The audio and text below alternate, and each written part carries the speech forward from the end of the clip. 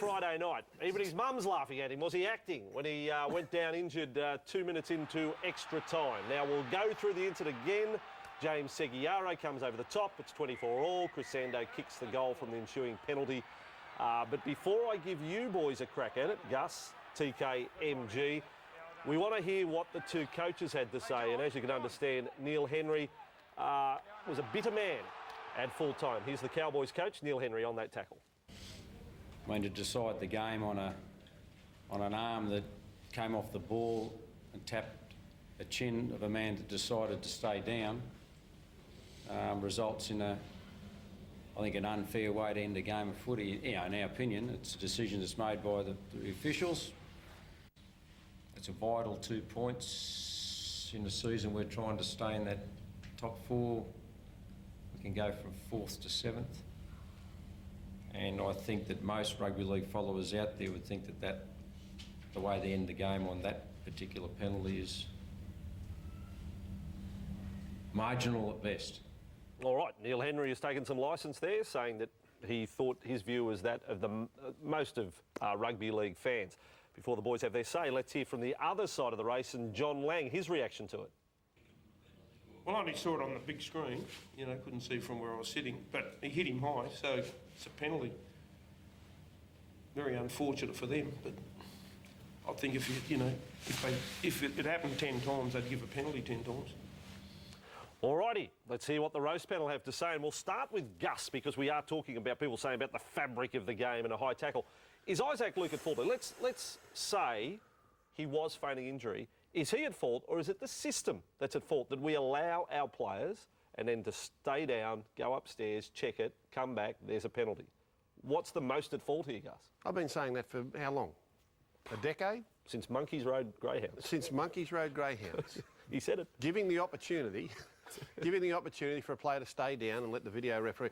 John Lang is right. The video referee will look that 10 times out of 10 and he's compelled to give a penalty. All right? The arm hits him on the chin. All right? Whether Isaac Luke would have stayed down in the first minute of the play, the 10th minute of the play, the 60th minute of the play, or in golden point extra time, you've got to ask Isaac Luke. But giving players the option to stay down and refer it to the video referee sets a whole new parameter. Neither of the two referees or the touch judges were going to act on that incident. No. And I would say 10 times out of 10, in that situation, with the game on the line like that, the on-field officials would not act on that particular moment, all right? The fact that the player goes down, he takes it out of their hands and in the hands of someone upstairs for everyone to judge, and you cannot deny that the arm flipped his chin, all right? So it results in a penalty. So John Lang's 100% right. 10 times out of 10, the video referee, when confronted with that, has to give the penalty. I say 100 times out of 100, the on-field referees would never give a penalty in that situation. Well, and if you don't give the player the option of laying down, nor would the player lay down in that situation. How does it sit with you, MG? Watching it Friday night from home, did you feel uneasy? Did you straight away think, oh, hang on, Isaac Luke's kidding? Or... I put myself in the position of John Lang, actually, and Seguiaro did hit him, but he didn't hit him hard. Isaac Luke, I think, only he knows whether he feigned injury. I think he did. I think he milked it for all he could. And why wouldn't he? Why wouldn't you, when your season's on the line, someone hits you on the head? And as you mentioned earlier, it's the process which is wrong. Every time someone gets hit in a game, I hate the fact that we can stop, go upstairs, have a quick look at it and go back. Surely for brutal occurrences on the field, you've got to do it. When something so stands out like stands out that you've got to say, okay, let's. Well put in. I'm good today.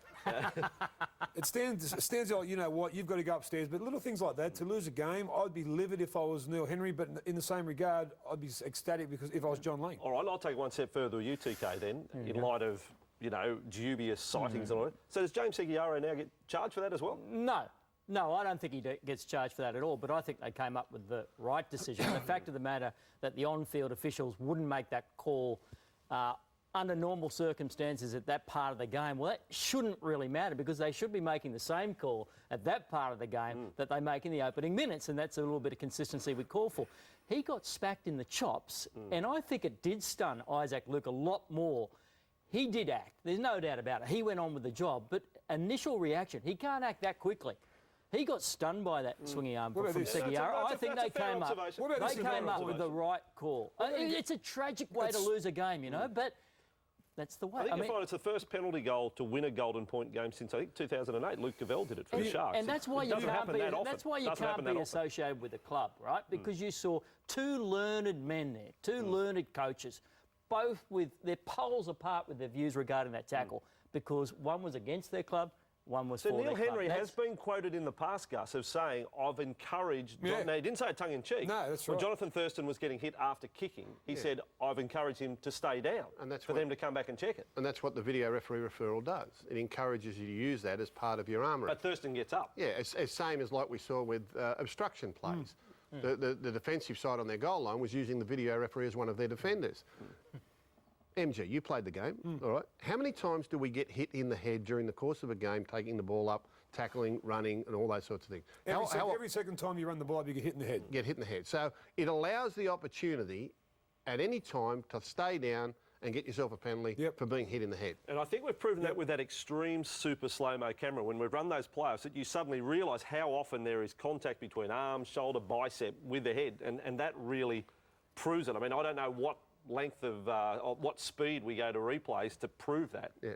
But that one the other night... Is the bigger picture here the golden point, how a golden point can be decided by a penalty goal or a field goal? Everyone talks about golden point. I'm not a fan of it. I think a draw is a draw, you get a point each.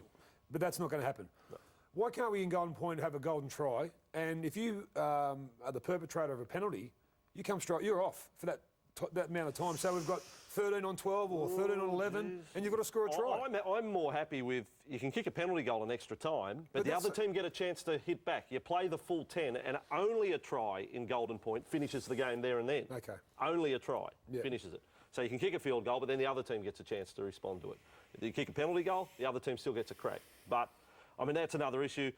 On Friday night, do we say the referee or the system got it right as it stands? I suppose it did. But do we want to change to the system? No one Yes, made a mistake. That's right. No one made a mistake. No one made a mistake. Now, Least of all, Isaac Luke. as for the football, Chris Sando, an unbelievable last 10 minutes to this game where it was absolutely rocks or diamonds.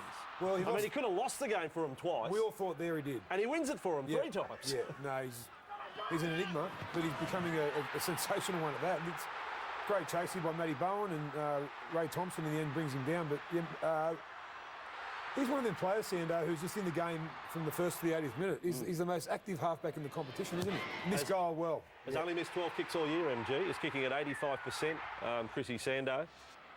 And then this in extra time. Oh. You know, he doesn't kick. He turns it over inside his own half. Yeah. And what followed was Matty Bowen having a field goal shot, TK, that hit it flush on the post. I thought it was all over here Yep. at this point. But full credit, bad luck for Barn, but full credit.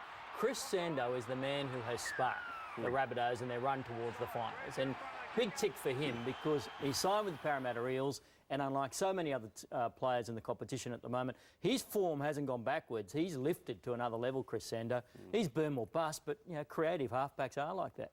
I remember earlier in the year when Parramatta signed him, they were talking about the money, and I wrote in the Herald, I said, I think he's worth every cent of it. I think they've got him cheap now. I mean, goal-kicking halfbacks who can change the course of a game are very, very hard to come by. South will rue the day they've let him go. Parramatta have got a good player there. And just as a sidelight, I was at the Sunshine Coast on Thursday and travelled down to the game on the plane with Chris Sando's mother. His mother and auntie were at the airport, so I ran into them at the airport. As I understand it, his dad's actually scared of flying, doesn't fly, so gets to see Chris firsthand on very few occasions living up in Cherbourg. But the mum, I think it's Sandra, might be the mum, is happy to fly. But the dad, poor old dad, he's stuck at home and just watch it. Well, not that poor. Can I just say one last thing on that game? If it was 24-12, the Cowboys were in front. Yep. They should have won that game with Jonathan Thurston in their team. right. We should not be talking about that penalty goal today. Good point. Now, here's another thing that's crept into the game. And you talk about players on obstruction. I want you to watch Gavin Cooper when James Roberts scores this try. And somehow the video referee came as a try, benefit of the doubt. But watch the 11. He's standing there complaining because he can put his hand up on obstruction and then doesn't go around to stop James Roberts running in any closer. MG, you must hate this. That's part of the thing you hate. Yeah, when we're under sixes and we first play our game, we're taught 3 things. Catch the ball, off a bomb, tackle around the legs and play to the whistle. And they didn't do any of it there. Can we have benefit of the doubt? No, I didn't understand. Obstruction What was try? that? I'm with Neil Henry on that one. He said it's either try or it's no try. What was that? I don't know. I mean, Who was the video ref? is it any point me asking you, Gus? Do you understand? No. Fair Now, here's another contentious one that Neil Henry had a problem with after the game, and I understand where he's coming from, and I probably do go more his way. Ray Thompson, he bombs the try. He had to pass inside the tape, but that's by the by now. Was he in the process of putting the ball down, which means the strip is legal, or are they just making a tackle and they strip him to the ball, TK? I tend to go with the latter. Well, what if he went over the line and the ball touched the in-goal area? It's a try. So he's rolling. He's not reaching out to score. He's rolling, and they strip the ball off him there. I don't think that's how they were redefining the rule, what happened there. If he rolled over and put that ball down as a try, so he's in the process, right, of trying to score that try. Gus, you make the call on that one. You're happy enough with that? That was absolutely. That was a strip? No, I think it's... He's trying to score a try. He's trying to score a try? Yeah. Okay. Well, Matt Bowen, 10 metres out from his own line, is trying to score a try from line. If you can't hold on to the ball, you can't hold on to the ball. Very nice. Other team's ball. And MG, sweet with the decision of the referees? If a cow had wheels, it'd be a bull. Okay, and I'm with Neil Henry. Wheels? I'm with Neil Henry. Ah, well, there you go. Wheels? Gus, hey, you're going to like Team America. You're really going to like it, Gus. Because there's sort of MG all through it. Right. He's in it. We have to I was take... going to say if a cow had wheels, it'd be a cattle truck. That would make more sense. Well, that wouldn't be a joke, though, would it? All right, I'm getting the wind up big time. We're going to take a break.